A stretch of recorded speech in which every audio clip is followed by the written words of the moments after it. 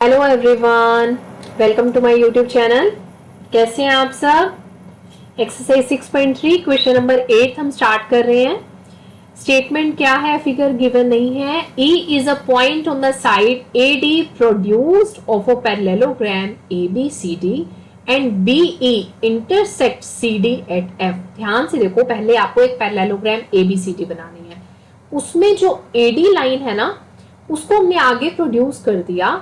उस पर आगे क्या करें? सबसे पहले आप ABCD ड्रॉ करें parallelogram.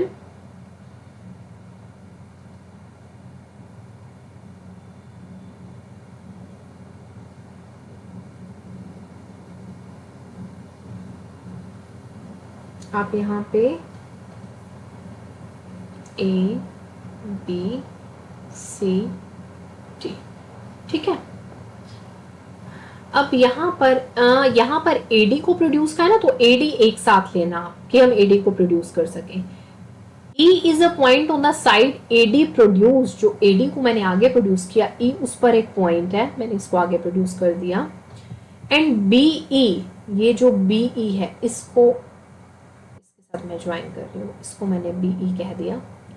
E is a point on the sides produced AD and BE intersect CD। जो BE है वो CD को कहाँ इंटरसेक्ट कर रहा है? F पर। Then we have to show that triangle ABE ये जो ऊपर वाला ट्राइंगल है, एंड CFB जो ये नीचे वाला ट्राइंगल है, इन दोनों को आपको सिमिलर प्रूव करना है, ठीक है। अब देखिए, पैरेललोग्राम में AD, इसका जो पेयर ऑफ साइड्स होती हैं वो पैरेलल होती हैं। AD पैरेलल होगा BC के। हम सॉल्यूशन कर रहे हैं। अगर AD पैरेलल है BC के, तो इसमें क्या होगा? ये जो एंगल E है और ये एंगल B है, मींस एंगल AEB किसके इक्वल होगा? एंगल CBE के। एंगल CBE के क्या है? ये ऑल्टरनेट एंगल्स हैं। क्या है ये? ऑल्टरनेट एंगल्स हैं, ठीक है। दोनों पैरेलल हैं, तो पैरेलल के बीच में कोई भी एक ट्रांसवर्सल लाइन जा रही है तो ऑल्टरनेट एंगल्स हो जाएंगे। अब हमारे पास पैरेललोग्राम की एक प्रॉपर्टी पता है कि पैरेललोग्राम के ऑपोजिट एंगल्स क्या होते हैं? इक्वल होते हैं। देन एंगल A और इधर मैं एंगल C ले लूं, means angle BAE, angle BAE किसके इक्वल होगा? एंगल BCF के। BCF के क्या है ये? क्यों इक्वल है? Opposite sides of, opposite angles of parallelogram. Parallelogram के ऑपोजिट एंगल्स हैं, तो ये इक्वल हो गए।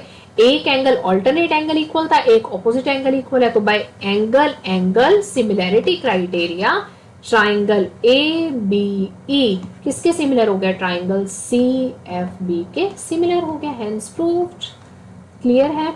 इसमें कुछ बड़ा इशू नहीं है, जो भी आपको गिवन है। देखिए, अगर आपको फिगर गिवन है, क्या दिया हुआ है, हम क्या चीजें उसमें चेंज करके उसको फाइंड आउट कर सकते हैं। या तो आपको ये देखना है, अगर फिगर नहीं दिया हुआ तो सबसे फर्स्ट टारगेट आपका होना चाहिए कि क्वेश्चन में जो गिवन है उससे हम एक फिगर बनाए।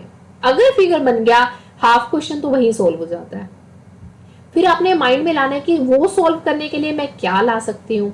अगर मेरे पास एंगल की बात हो रही है तो टू एंगल से सिमिलर प्रूव कर दो। अगर कुछ साइड्स गिवन है तो उनका रेशियो ले लो। तीनों साइड्स का रेशियो आ रहा है तो वो सही है, अगर टू साइड्स का रेशियो आ रहा है तो एक एंगल और ले लो। तो इस तरीके से आपको पॉइंट्स को एड ऑन करके उनको सिमिलर प्रूव करना होगा, ठीक है। ये आपका क्वेश्चन नंबर 8 था। देन हम कर रहे हैं क्वेश्चन नंबर 9। अब देखिए, क्वेश्चन नंबर 9 में फिगर गिवन है आपको। पहले इसको समझना है, फिगर को। बहुत छोटा और इजी क्वेश्चन है। In figure 6.39 ABC and AMP, ABC ये वाला ट्राइंगल हो गया, एंड AMP ये जो इसके अंदर ये वाला ट्राइंगल बना हुआ है AMP are two right triangles. 90 degree के एंगल बना रहे हैं, राइट एंगल्स हैं। Right angle at B and MB, और M पर राइट एंगल बन रहे हैं respectively. Then we have to prove that triangle ABC and triangle AMP similar हैं। अब देखिए, इनको सिमिलर करने के लिए क्या करेंगे। अब ABC एंड AMP, आप सॉल्यूशन लिख रहे हैं for first in triangle ABC। मैं पहले दो ट्राइंगल्स ले लेती हूँ, in triangle ABC and triangle AMP। इन दोनों ट्राइंगल्स में यहाँ पर एंगल B और यहाँ पर एंगल M इक्वल है, because both are of 90 degree, है ना। और इनमें देखो एक ये ट्राइंगल बना हुआ है, एक ये ट्राइंगल, दोनों में एक एंगल कॉमन है, angle A, then angle A is equal to angle A common. दो एंगल्स, इसमें से एक एंगल लिया और एक इसमें से एंगल लिया, तो angle A is equal to angle A common आ गया। Then by angle angle similarity criteria से मैंने क्या कर दिया, दोनों ट्राइंगल्स को सिमिलर प्रूव कर दिया। Then by angle angle similarity criteria triangle A B C किसके सिमिलर हो गया, ए एम पी के सिमिलर हो गया। क्लियर है इतनी चीज। देन हमें क्या प्रूव करना है, सेकंड पार्ट में क्या दिया हुआ है सी ए अपॉन पी ए। देखिए C A upon P A is equal to B C, यहां से ले लो B C upon M P, तो मैं लिख सकती हूँ, है ना, मीन्स मेरी सिंबॉलिक फॉर्म, ठीक है, तो उनकी दो साइड्स का रेशियो इक्वल लिख सकते हैं, एक एंगल तो कॉमन आ ही रहा है, तो मैं क्या लिखूंगी, C A upon P A, C A upon P A is equal to B C upon M P, ये इक्वल आ गया, हेंस प्रूव। ये सेकेंड पार्ट भी प्रूव हो गया। क्लियर है इतनी चीज, हो जाएगा, आपने बस देखना है कि क्या चीज की रिक्वायरमेंट है। ये आपका कौन सा था, क्वेश्चन नंबर 9, यहाँ तक आपकी क्वेश्चन नंबर 9 तक कंप्लीट हो गई। देन हम नेक्स्ट वीडियो में क्वेश्चन नंबर 10 से स्टार्ट करेंगे। Okay bye bye, thank you.